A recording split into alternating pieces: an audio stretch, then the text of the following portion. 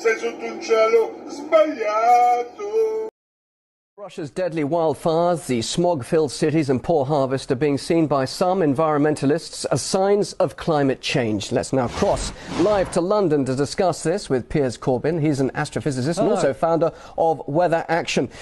Good to have you. Thanks very much indeed for joining us live there in London. So what we are seeing here is a drastic change in climate, aren't we?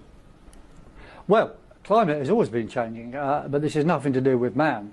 In fact, we predicted that there would be extreme heat in East Europe and Russia this summer. And it's caused by a certain circulation pattern. CO2 does not cause circulation patterns. What causes those is a combination of solar activity and the state of the phases of the moon. But hang on, Piers, excuse me, just a minute. You say this isn't caused by man. How come they're reporting this heat wave is recognised as the worst in 1,000 years of recorded history in Russia?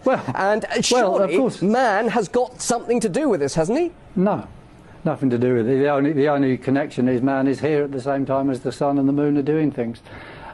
You see, a very similar situation happened about 132 years ago, where there was the same sun, earth, lunar, magnetic states. There was heat waves in Russia, and there were also floods in Pakistan as now. And in the previous few years, there was also floods in the English summers, also 132 years ago. So these things are dictated by solar activity in the moon. They're nothing to do with mankind, and those who say that are just trying to make money out of carbon. But are we not going to see this? Are we not going to see this again next year, the year on? I mean, it's quite recent that that's a very interesting question. These things do come in bursts, and we're working on that very question, those forecasts. We did say there would be a series of wet summers in England, for example, which we've had.